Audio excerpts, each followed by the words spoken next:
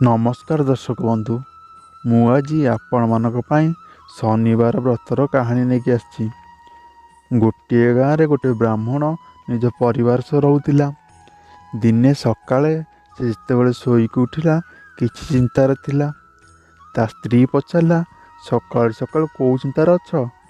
ब्राह्मण कहला आजिकाली प्रतिदिन स्वप्न रे गोटे व्यक्ति नील कपड़ा देखा जाउछंती आ कहउछंती मु तते लागिबी। ता स्त्री कहला ये तो शनिदेव आउ तुमको शनिदोष लागिबार अछि। एबे जदि स्वप्न रे आसंती तो कहब लागी जाओ किंतु अधा प्रहर अधिका कहब नहीं। परदिन राति रे ब्राह्मण से स्वप्न देखिला। शनिदेव कहले मु तते लागिबी। ब्राह्मण कहला लागी जाओ। शनिदेव कहले ब्राह्मण मु तते 7.5 वर्ष लागिबी। ब्राह्मण कहला ना महाराज एते मु सही पारिबिनी।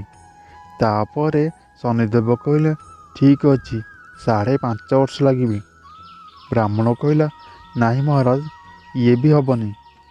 पुणी शनिदेव कहले 2.5 वर्ष। ब्राह्मण कहला एते कष्ट मो द्वारा सही होबनी। एमती किछि समय चलिया परे शनिदेव कहले तते अधा प्रहर पर्यंत मो दशा सहीबाक पड़ियो। एथिरे ब्राह्मण हाँ करदेला। सकाळ उठी ब्राह्मण ता स्त्री को सब कथा कहीदेला। आउ कहला मते अध प्रहर पर्यंत शनिदोष लगी जाइछि। मते आसन दे मु जंगल को जीवी। अध प्रहर पर्यंत पूजा पाठ करी समय सरीगले चली आसबि। तू घर बाहरबुनि कि पिला छुआ को बाहर को छाड़बुनि कहा सह कली करबुनि। एमिति कही ब्राह्मण जंगल रे पूजा पाठ कर लगिला। गोटे प्रहर बीतीगला। ब्राह्मण भाविला गोटे प्रहर तो बीतीगलानी आउ अधा प्रहर अच्छी आउ अल्प समय अच्छी घर को गला बेले अधा रास्तार तो सरीज। एमिति कही से घर को चलीगला। परंतु शनि दशारू किए बंची? शनिदेव रास्तार तरभुज लगेदेले। आउ ब्राह्मण भाविला पिला मानक पई तरभुज नहीं जीव।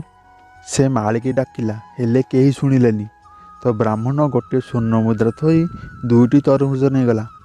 तापर शनिदेव राजा को सैन्य वेश धरिक आसिले। आउ कहले ये तो थली रे कौन अच्छी? ब्राह्मण कहला तरभुज। से कहले खोलिक देखा। जेतेबेले खोलिक देखिले सेथिरे राजांकर पुओ मुंड थिला। सैन्य माने ब्राह्मण को धरि नहीं गले। राजा कहले ये तो मो 2 पुओं को मारिदेला। ए थली रे तांको मुंड अच्छी। राजा ए सब शुणी तांको होश उड़ीगला। सैन्य मानू कहले ए ब्राह्मण को फांसी रे चढ़ई दियो। जेतेबेले ब्राह्मण को फांसी दियागला ब्राह्मण कहला मु मो पूजा पाठ कर दिए तापर फांसी देदब। ये मोर शेष इच्छा। राजा कहले ठीक अच्छी। ब्राह्मणर जो दशा बाकी थिला पूजा पाठ करिया समय शेष होगला। सेपटे राजांकर 2 पुओ शिकार फेरले। राजा तांको देखी आश्चर्य होगला। राजा कहला ये कौन? मो पुओ तो बंची। ब्राह्मण कहले ये कौ जादू करुछ? ब्राह्मण कहला मु किसी जादू करिनी। ये तो मते शनिदेवंकर दशा लगी ये तार फल। राजा पचारे दशा लगिले कौन उपाय करिया कथा? ब्राह्मण कहला राजा को लगिले कला हाथी दान करिबा कथा। कौ साहूकार को लगिले कला घोड़ा दान करिबा कथा। आ साधारण लोक को लगिले कला कुकुर को तेलर रुटी खाइबा को दब। आउ अस्वस्थ गछ मूले जल चढ़ेब। यापर राजा ब्राह्मण को छाड़देला। ब्राह्मण घर को आसिला तो ता स्त्री पचारा थली रे कौन आनिच?